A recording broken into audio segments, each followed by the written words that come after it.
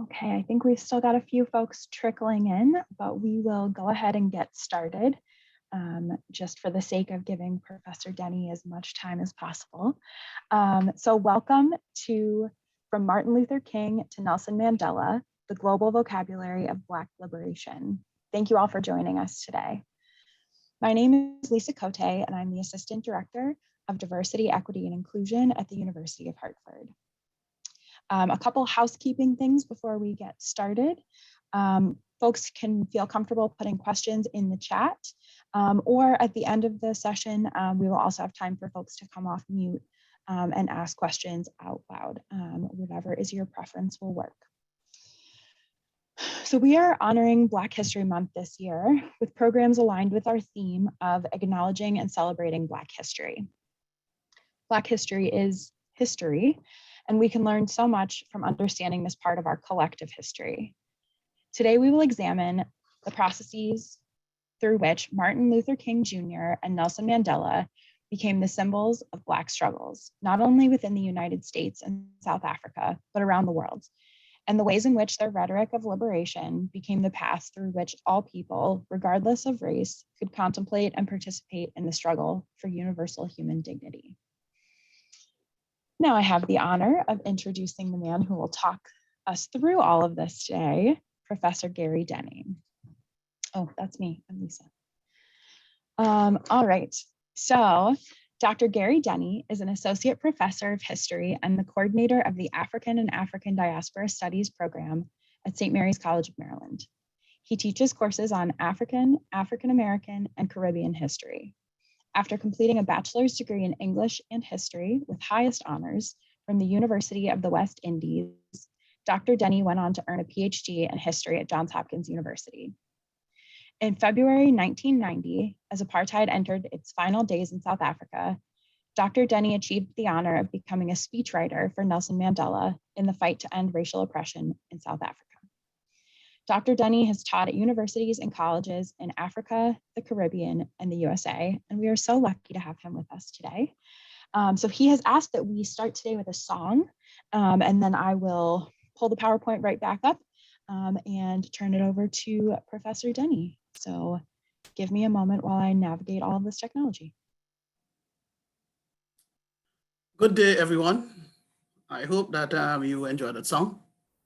I have quite specific memories of that song in 1977, when I was a teenager dancing in the streets of St. Vincent and the Grenadines to that song, having no idea that some 45 years later, the song would become an introduction to this talk that I am giving to you. But it seems to me that the central task which had been placed before me, which is to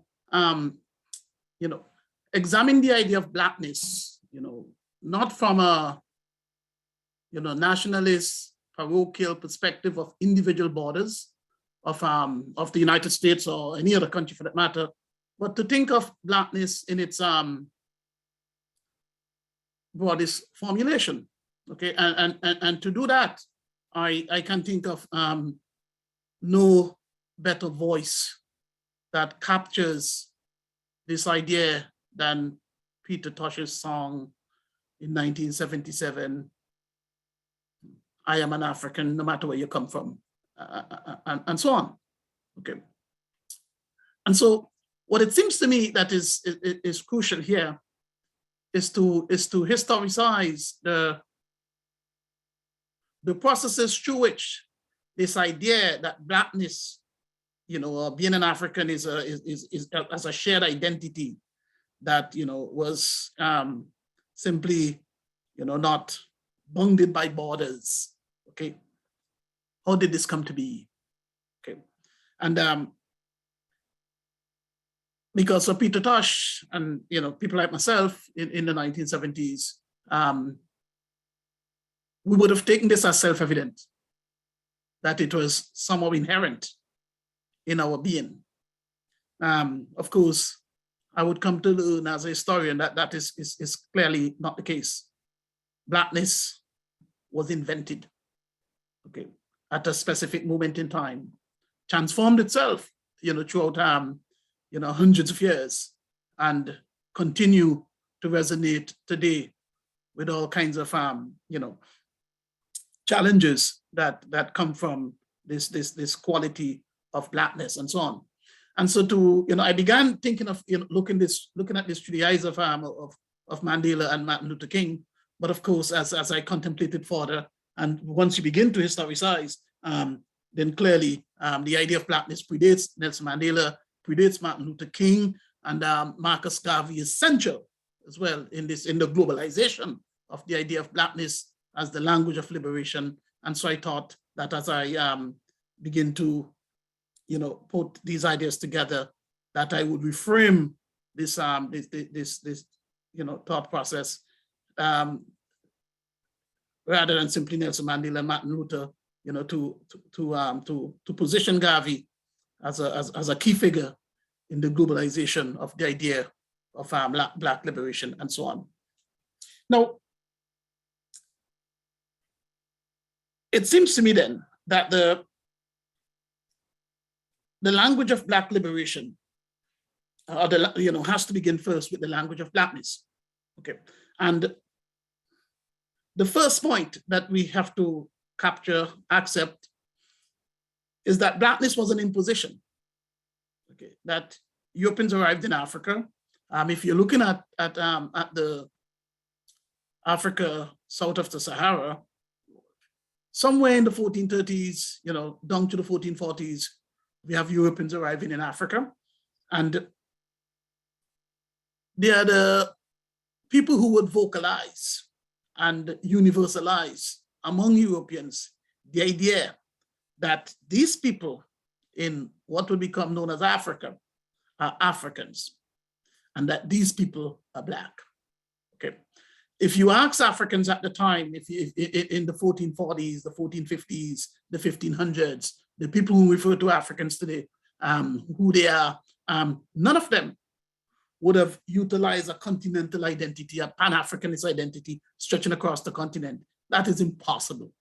Okay, the identity would have been constrained within their place of birth, within their social, cultural, political communities, and would be expressed within their language. Okay, and that is clearly not African. It is clearly not Black.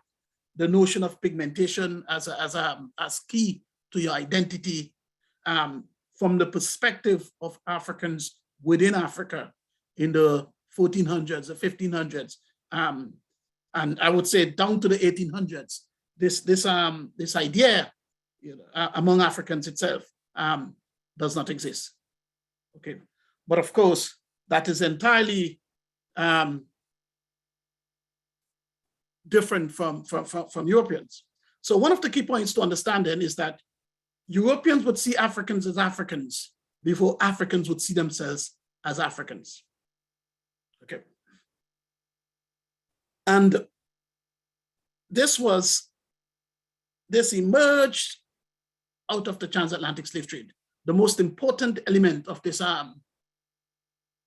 capture of African identity, in this notion of, pigmentation and geography, and binding people across, the millions of square miles of Africa together in a single identity.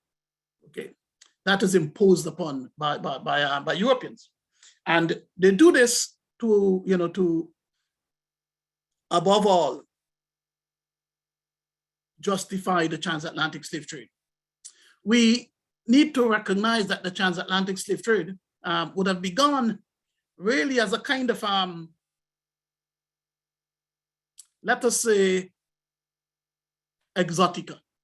That in the 1440s, in the 1450s, Europeans, arrive in Africa, do not know much about African peoples, African cultures, African language, African pigmentation, and so on. And so they begin that idea of trying to make this unknown knowable, to a European audience, and so on. it would take about 200 years later before we actually have, a transatlantic slave trade that transformed itself into the movement of Africans into the Americas. And instead of the transatlantic slave trade being essentially, governed by the ideas of the exotic, it would now be governed by the idea that you can enslave Africans, take their labor, make yourselves exceedingly wealthy. And this occurs, the revolution in this kind of practice, okay, occurs really first and foremost in Barbados, a Caribbean island. This transformation of plantation slavery into the means through which Africans and Europeans' relationship would be defined for the next several hundred years. We really have a catapulting moment, a catalytic event in Barbados. And from Barbados, from around the 1640s, it would then spread throughout the rest of the Americas, and so on. And so at the heart of this, of course, is wealth. Okay. But a curious thing occurs, that Europeans could explain that the enslavement of Africans, that the transatlantic slave trade had to do with everything, it had to do with nothing more than greed, enrichment of themselves. They chose otherwise. They decided that actually we are moral people and Africans are immoral people, that Africans in fact are not people. And so you begin to have the development of ideological justifications of the enslavement of Africans based not upon the exploitation of their labor for the enrichment of Europeans, but because there was something fundamentally defective in Africans. So racism as an ideology which homogenizes Africans really emerges out of an effort on the part of Europeans to explain to themselves and to Africans why the slave trade is taking place. That this had nothing to do with the Europeans, it had everything to do with Africans, lower place within the ladder of humanity, and so on. So we need to recognize here that this is something being done to Africans. The idea that Blackness is somehow, making Africans eligible for enslavement, that being from the continent was somehow, it was proof of a fundamental truth that Europeans claimed for themselves, that Africans were uncivilized, Africans were on the lowest branches of the tree of humanity. These are the claims Europeans are making, and homogenizing Africans in the process. Africans themselves are not at that moment recognizing that they are somehow, the beholders of a shared identity. So that's what I mean when I speak of Blackness as an imposition. Blackness was something done by Europeans to Africans. The very idea of African itself coming from Europeans and being imposed upon Africans. Okay. And so how we might see the world today, okay, was clearly not how Africans saw the world and saw themselves, around 1500 and into, in fact, I would say down into the 1800s. Okay. So we need to understand that the most important proof that we have of the invention of Blackness comes from the transatlantic slave trade and slavery, where Europeans are the persons making the call as to who's Black and who's not Black for the purposes of enslavement. Now, at some point, slavery ends. If you are in the Caribbean, the English-speaking Caribbean, it ends in 1834. If you're in the French-speaking Caribbean, it ends in 1848. If you are in Puerto Rico, it's 1870. If you're in the United States, it's, let's call it 1865. If you are in Brazil, which is probably the worst place for you to be. Slavery ends in 1888. Okay, Brazil is the last place in the Americas where slavery ends. And so what we have is that race-based slavery developed between 1500 and 1800 and comes to an end by 1888. What then follows, however, is colonial rule in Africa. Okay, and colonial rule in Africa emerges from around, say, 1875, where we have a full-scale assault against Africa. And for the next 25 years, between 1875 and 1900, virtually all of Africa fall under European control, with the exception of Ethiopia and Liberia, for reasons specific, to both of them. In the case of Ethiopia, the Ethiopians had, I suppose, alone among African countries, acquired a significant amount of modern weaponry, which we were able to use to fight off Italian aggression against Ethiopia. In the case of Liberia, there is some sense that the relationship with the United States and with African Americans who had left the US and gone to Liberia to create this freedom space within Africa, that these two factors assisted the Liberians in maintaining their independence between 1875 and 1900, when you have the massive European assault against Africa, referred to as the Scramble for Africa, or sometimes as the Partition of Africa, whatever language one might use.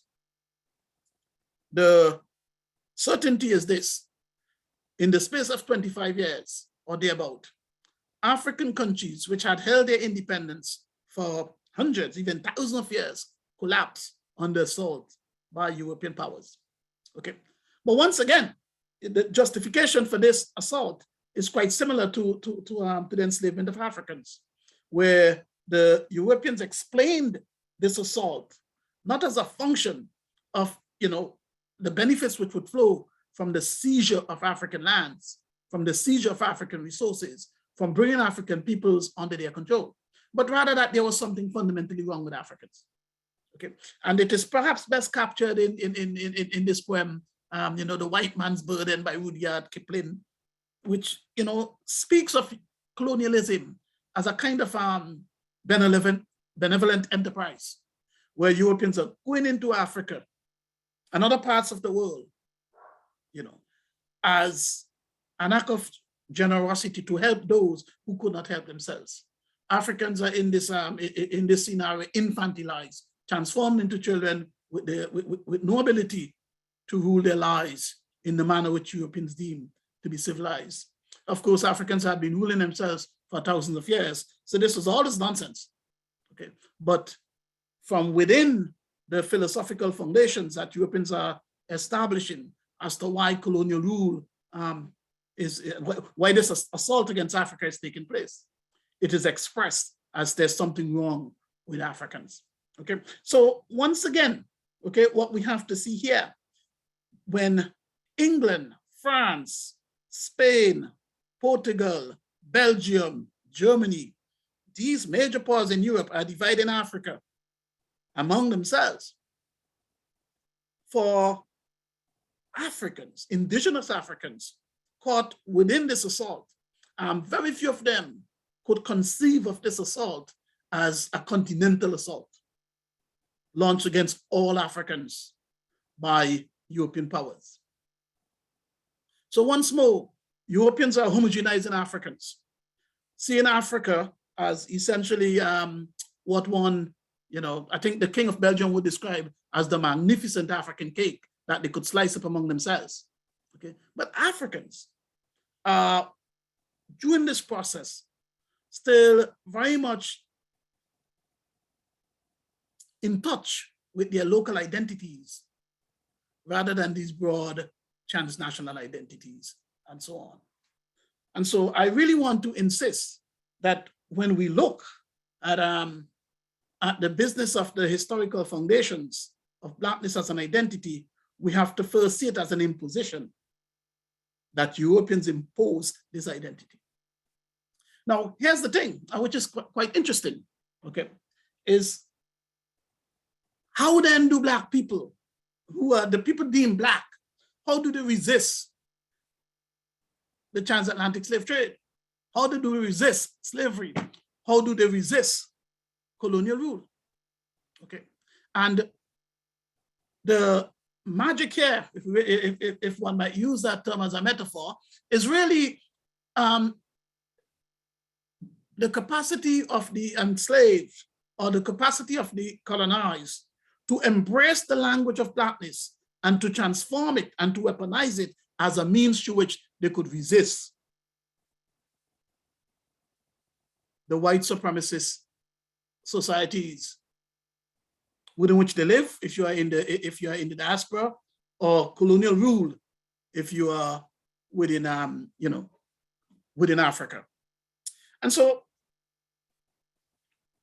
one of the more remarkable points to observe, is that the idea of Blackness as an instrument of liberation arose first within the Americas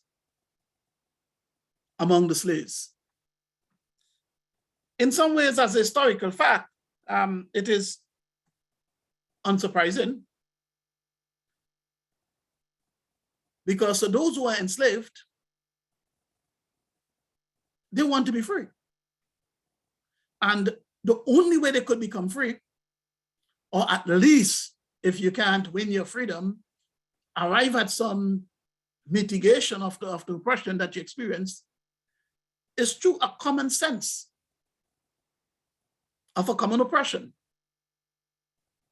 And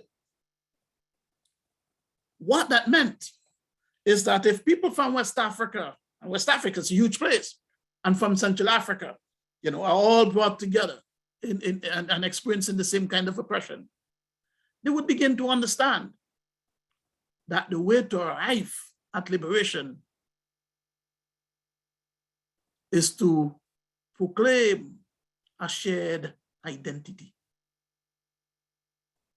So what had once been an identity imposed upon Black people became an identity which Black people would accept. And they accepted that identity for a perfectly understandable reason. This is the means through which we could begin to construct a community of resistance. And so that is very, very important to understand. And for historians of slave resistance, it is understood that slaves had resisted enslavement from the very beginning. Okay, in the instance of the British Caribbean, one of my former teachers, Professor Hilary Beckles, would say, "Look, we have had resistance to slavery for 200 plus years. That from the very inception of a slave society in Barbados, okay, until liberation in 1834, that Black people in Barbados resisted slavery from the very beginning. The Amistad Affair, which is known in the United States, demonstrated that Black people resisted enslavement on the ships. Okay. In the United States, we also have, when it's the Nat Turner Rebellion, and others, we have had a history of resistance. And resistance, of course, it could take multiple forms. But at the heart of resistance to slavery is really two things. One, the enslaved commitment to the sense of their humanity. And two, their embrace of the idea that they now constituted, a common core, group of people with the same identity. Blackness as pigmentation, Africa as the place of origins. And through this acceptance, then you have the possibility of constructing some kind of, resistance to the indignities imposed upon you as an enslaved person.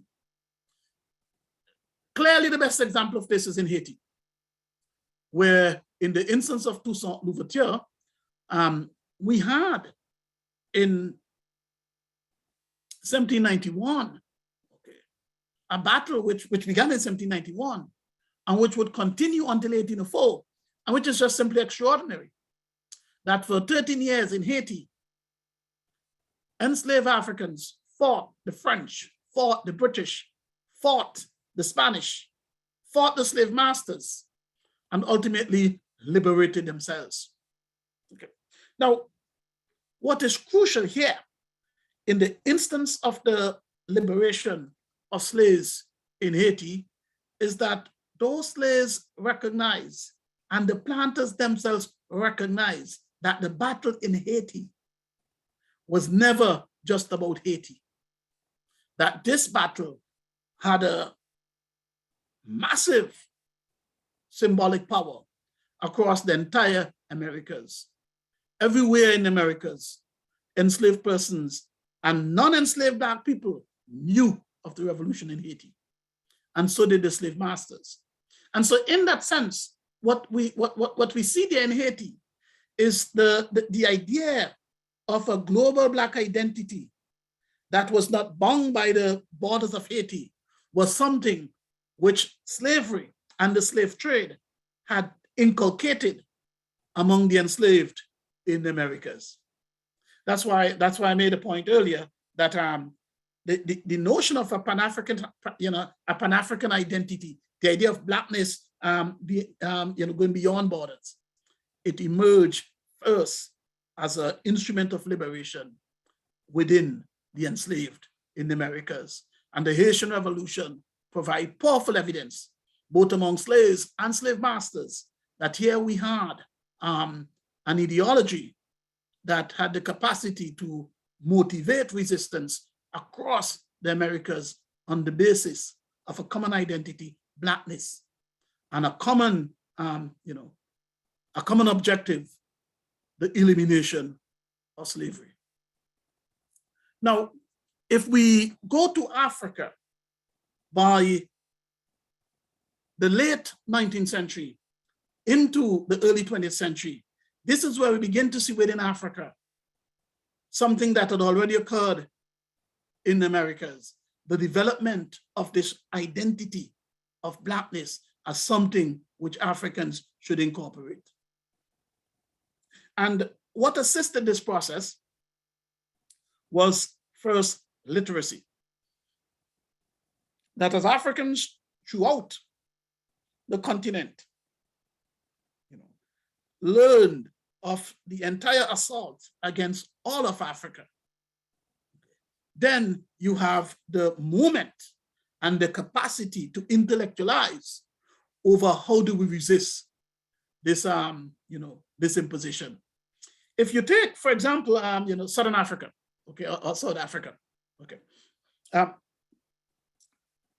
European penetration of South Africa had come actually earlier than other parts of Africa.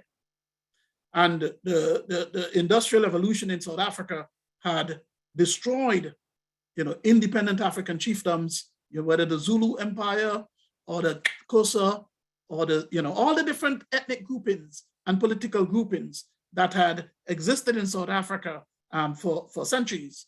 By basically 1885, they're all gone. And what you had was this extraordinary effort to transform African peoples in South Africa who had previously existed as independent chiefdoms, okay, ruling themselves, own languages, own political systems, and so on, but to transform them into servile labor within South Africa for the benefit of white industry. Hence, we see emerging in South Africa new kinds of resistance, bringing Black peoples together. Okay, and of course, the most famous of these would be the formation of the African National Congress in 1912. The formation of the African National Congress in 1912 speaks eloquently and decisively to the fact, in its very name, that vocabulary, African, okay, that in South Africa, and it would be true elsewhere in Africa, that Black peoples have realized that what we have is a common oppression and what we need is a common front. And the easiest way to do that is to accept this label of being African, to accept this idea of being Black, and to use these two things as the foundation to articulate a new kind of frame of reference within which Black people would seek to, to give themselves an opportunity to transform their lives in the, in this furnace of white supremacy that had overtaken, South Africa and indeed all of Africa. So I would suggest to you that by 1900, whether we are looking in Africa or we are looking in the Americas, by 1900, Black peoples, across the diaspora and within Africa had accepted the idea of Blackness as an identity, and were intent on using that sense of a common identity as a means through which they would pursue liberation from white supremacy. It is in this regard that Marcus Garvey is extraordinarily important. Because if you're looking at the Americas, if you're looking at Africa in 1914, what you see is Africa being under the complete control of Europeans. What you see in America, African Americans are under complete control of white Americans. If you look at the Caribbean, Black people are under complete control of different colonial powers. If you look to Brazil, you have a white oligarchy in control of Brazil. Everywhere you look, you see Black people are second-class citizens or worse in those places. Marcus Garvey emerges in this moment to vocalize that which had become a reality, this sense of a Black identity, but to make sure that it could be heard everywhere. And where Blackness had been degraded as an idea, Garvey infuses Blackness with the notion of dignity. Black is beautiful, says Garvey. The restoration of racial pride, okay, which is a rejection of the idea that Black people were less than humans. The notion that Africa is for Africans is a central claim that Garvey makes. So look, if Europeans live in Europe and control Europe, if within Asia we see Asians having some level of control, though not as much as Garvey might have imagined in Asia. You look in the United States, we see it has become a haven of white power and so on. And so Garvey asks, where do Africans stand in all of this? And his view is, Africa is for Africans. It is a powerful rejection of colonialism. And Garvey also makes the claim that wherever Black people exist, they ought to seek Black economic autonomy, Black independence. He begins a business called the Black Star Liner, which comes under enormous stress because he's ultimately accused of committing fraud and would be imprisoned in the United States before being repatriated to Jamaica. But the claim that Garvey made, that Black people everywhere must stand together in opposing white supremacy. It is a message that resounded in Brazil, in the United States, in Jamaica, in South Africa. In fact, Garvey spoke to Black people in a fashion that no other Black person had ever spoken before. And it will not be until we have Nelson Mandela and Martin Luther that we would have the voices of Black leaders reaching Black people everywhere in the manner that Garvey did. So Garvey didn't overthrow colonial rule. Garvey didn't liberate any individual country. He did none of these things. But what Garvey did is to liberate the mind and to allow, Black people everywhere, to embrace the idea that the degradation which historically had been launched against the idea of Blackness for 500 years had to be rejected, And so I would say that Nelson Mandela, Martin Luther King, and they themselves would have understood that they were in many ways part of the legacy of Marcus Garvey and so on. What Garvey vocalized, if Garvey's resistance was in some ways contained within language, contained within the sense of Blackness as an identity, Mandela's vocabulary would move beyond that. To understand Mandela's place in the history of the struggle for Black liberation is to understand the place of South Africa within the history of Black oppression. It is fair to say that racial segregation as a specific practice of the imposition of white rule over Black people and denying Black people everywhere, wherever such societies existed, equal rights within the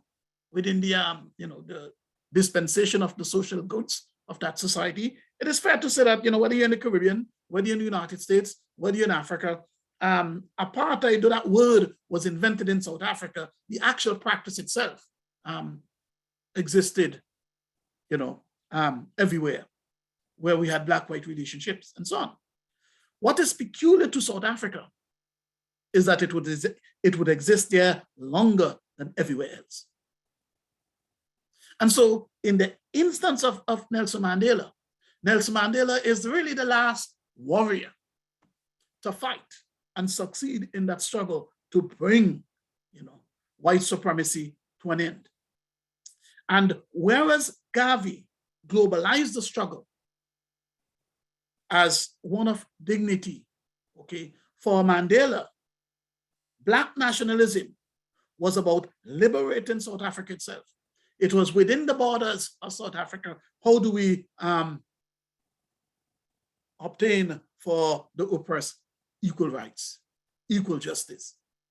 And so for Mandela, Blackness wasn't about, the struggle wasn't about the restoration of Black dignity in the idea that Black people and white people are absolutely equal. Of course, he accepted that. But Mandela went one step further than Garvey was capable of going, which is to construct an assault against white power in and of itself. In this instance, by the time Mandela went to prison in 1963 and was later convicted in 1964, he was convicted for,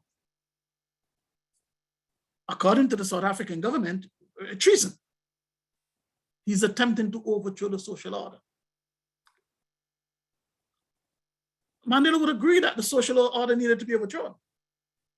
And he would have agreed that the way we set out to do this, when he spoke in 1964 in his masterpiece, I'm Prepared to Die, he would have agreed that if necessary, we may have to meet force with force, violence with violence.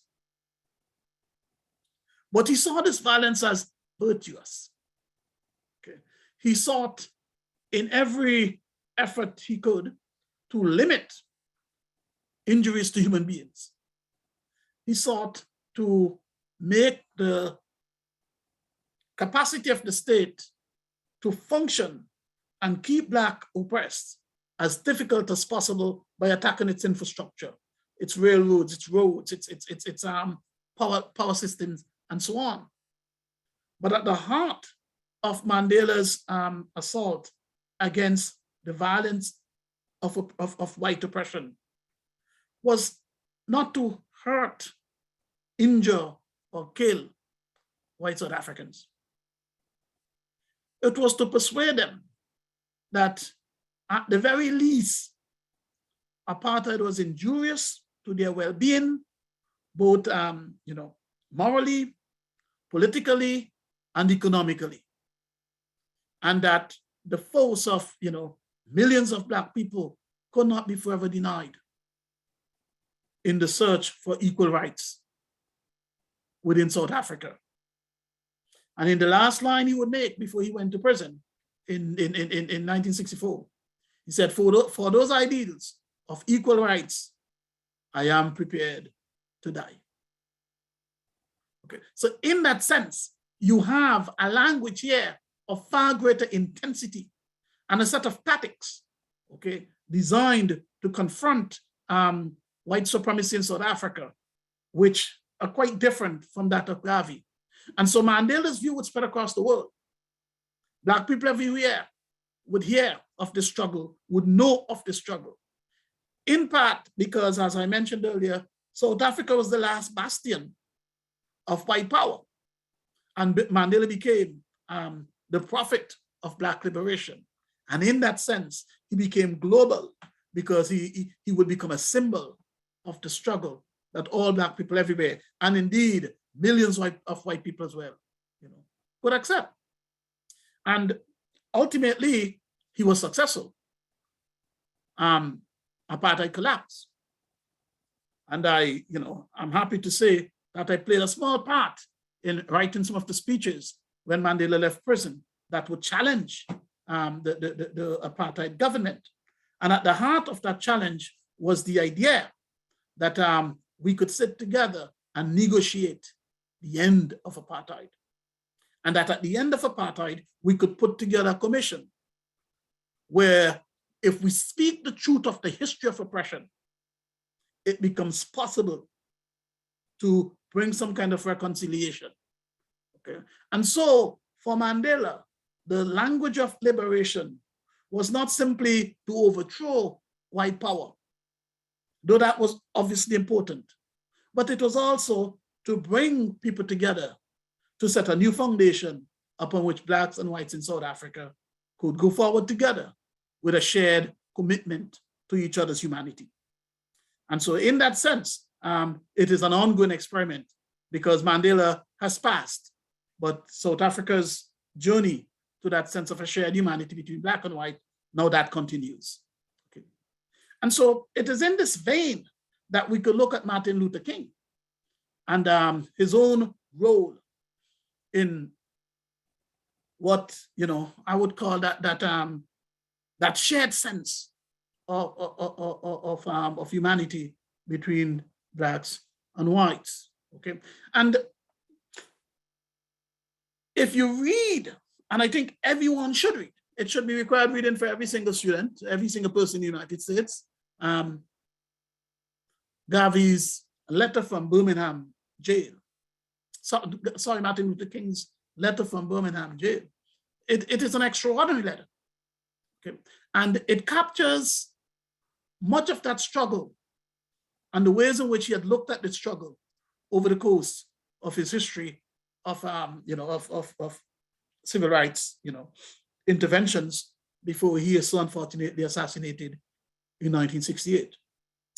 And what distinguishes Martin Luther King from Mandela, there are really two things I would mention. And first,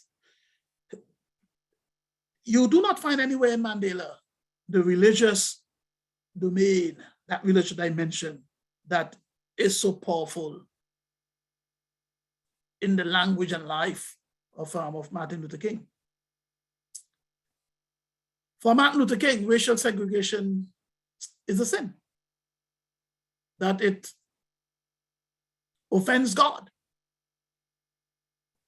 And if you, as a white Christian, is indeed committed to your faith as a Christian, then Martin Luther is asking you to contemplate just what it means to be a Christian and at the same time be engaged in supporting the practice of racial segregation. So you are challenged as a white Christian to confront racism against the principles of your faith. So that's the first thing that we see here, as a major quality, a major element in Martin Luther King's struggle. What is the responsibility of white Christians towards the maintenance of racial segregation here? Simultaneously, Black liberation then becomes a sacred imperative that you as a Black person, you as a Christian, okay, you cannot stand on the sideline. Because if what motivates you is not simply the transfer of power, which is a pivotal position in the language of Black liberation in South Africa. What motivates you is that this is a holy, a sacred kind of imperative that you're called upon by your own faith, by the necessity of providing relief for your soul to engage in these efforts. It explains why you could face the dogs, face the batons, face all of these violence committed against you by refusing to retaliate. This notion of nonviolence is not something that that we see in Mandela's liberation philosophy, because the ANC had in fact begun with that position, but would later abandon it. Martin Luther King never abandons that position, because the position of nonviolence was seen as a spiritual act, not simply as a moral act. For the ANC, nonviolence emerged as a moral act, as perhaps a tactical act. But for Martin Luther King, nonviolence was indeed, operating on a spiritual plane, not simply a moral plane. And the other element of that I want to quickly mention in the instance of Martin Luther is, what does it mean for white people who ask Black people to hold back from making claims for Black liberation? And what he sees here is complicity with evil. And in some ways, he says that these guys are, if you're a gradualist, you are in some ways, worse than the people actually engage in enforcing racial segregation. That the sin of complicity, is worse than the actual sin itself. And so Martin Luther King moved a nation. Martin Luther King moved the world. But at the heart of the language of resistance that he brings is like Martin, Garvey before him, and Mandela, and of course all of these men who had fought and women who had fought and died for hundreds of years. Blackness as an identity was already firmly established. The question is, what do you do with it? And with Martin Luther King, what we see here that totally distinguishes his approach to Black liberation than anything we see within Africa is the role of faith.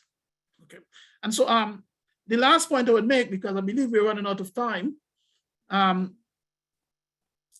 is that we now live in a world where these three men,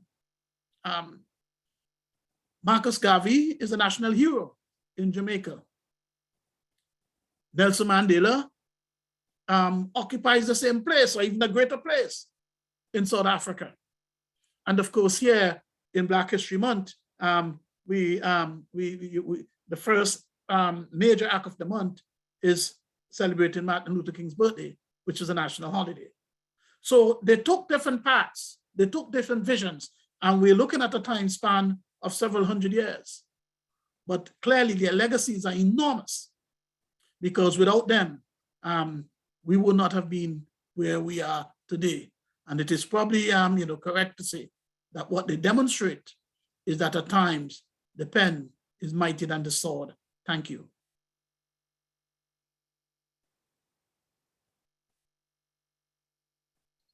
Thank you so much, Professor Dennie. We do have just a couple minutes if folks have questions for Professor Dennie. Folks are able to either put those in the chat, or you can come off mute, you can raise your hand, whatever feels most comfortable for you.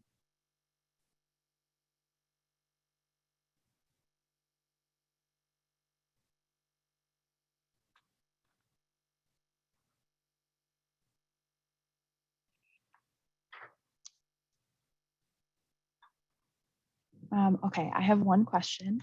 And then I guess we will turn it over to Christine Grant to wrap things up for us. But I was wondering if there are other figures in Black history that you think that we have not necessarily put onto a pedestal in the same way that we have put these incredible men kind of on a pedestal. Are there other figures that you think it's really important for folks to know about, or that may have had the same impact but in a quieter way? That's a wonderful question, because you know, it really, you know, allows a second question, which is, what are the processes through which certain individuals become the symbols of the struggle, and what lies behind this? One of the more remarkable things, you know, I discovered when I was, you know, writing for Mandela. If you look at the history of the struggle in South Africa, and you look at that struggle from, you know, in the 1960s, where Mandela is into prison. When Mandela leaves prison, when Mandela is in prison in the 1970s, the struggle goes on. And at the heart of this struggle, the person that become kind of symbolic and who has disappeared from, you know, the public eye in the same vein is a man known as Steve Biko, who was murdered by the South African police. Okay, and if you're living in the 1970s, when we had the Soweto Rebellion of Black South Africans in 1976, okay, when the South African police murdered about 1,500 children or thereabouts, school children. That's what they did, and it would, you know, in a way, be the leader of movement for what would become the end of apartheid and so on. But by the 1980s, you know, Steve Biko is replaced by Mandela as the face of the anti-apartheid movement. And in part, you know, my friends, my South African friends who were part of the struggle at the time, they said, look, we needed a figure, someone who could, you know, stand as that kind of martyr that the world recognizes. And so you had the launching of what was known as the Free Mandela campaign, which was, you know, quite deliberate. Okay, but Mandela was not the only person imprisoned in 1964, and you know, there are many others in prison at the same time who would spend more than 2 decades in the prison. I wrote for Walter Sisulu, one of Mandela's very best friend, who was released just before Mandela. He had spent 25 years in prison, and so on. So part of the ways through which persons are transformed into these you know, iconic figures, part of it may be a deliberate strategy on the part of the resistance movements. Others, of course, have to do with the history of the individual, what he or she might have done. Okay, if we look at the United States, we have had some extraordinary women who were part of the struggle, Black women, who, you know, I mean, when Sweet Honey has a song, "We who believe in freedom shall not rest," and that song is called Ella's song, because Ella Baker was a genius in the struggle for Black women, for Black freedom in the United States. But at the same time, she isn't accorded the same, you know, I suppose the same praise that goes to, you know, to Martin Luther King. But really, as a simple proposition, her work was monumental, and so on. So you're always going to have people who, have not been given that same kind of level of public praise. And the reasons behind it, it could be often quite complex. Thank you. We do have one more question in the chat, if you don't mind staying on for another moment to answer it. For our attendees, I know we were supposed to wrap up at 1:45, so we understand if folks have to hop off. But the question in the chat is, how might the state of Black America have been different today if a majority of Blacks had bought into Alexander Cromwell's aspiration for colonization in Liberia in 1853? Interesting question. And it's called speculation, of course. It seems to me that the historical question is, okay,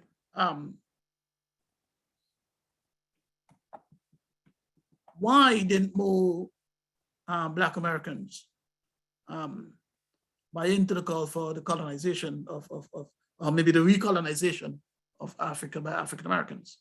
And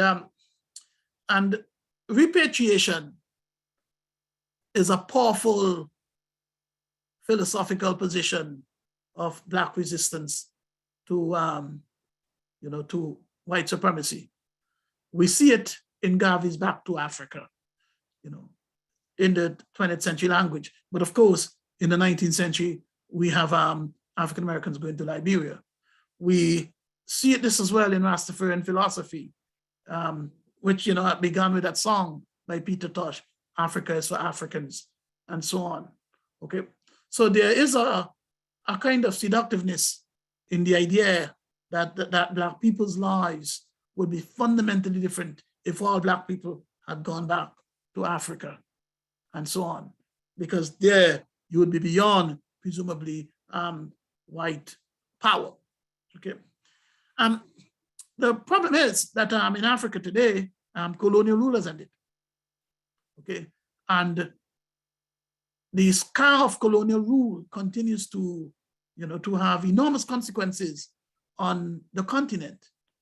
And the world within which many Africans live is not the world they would like to live, because the kind of leadership that is taking place at the moment isn't always, as constructive to the best outcomes for all African peoples as they would have liked. That's the first point. Okay, so we don't know. Okay, but what we do know is this: there is a claim that African Americans who refuse to go to Liberia did, and that claim is that African Americans had paid their dues, that their ancestors, the slaves who came here, had equal rights to this land as anyone else. And it seems to me that that is the claim to which we should give reverence, okay? Because African Americans paid their dues.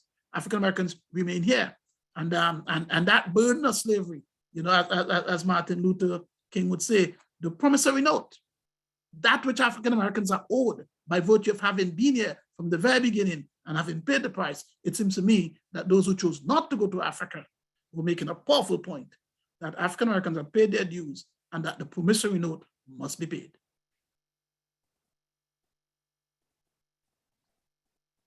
Thank you very much, Professor Dennie. In the interest of time and not going too far over, I will turn things over to Christine Grant to close us out. Thank you, Lisa, and thank you real quickly, everyone, for joining us today.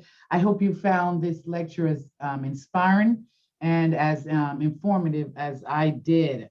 I'd just like to draw your attention real quickly to our other upcoming programming here at the university or here on campus. We're going to be celebrating and recognizing Women's History Month. And I believe we have a great lineup of programming that I believe you'll also find, again, informative. And so please join us.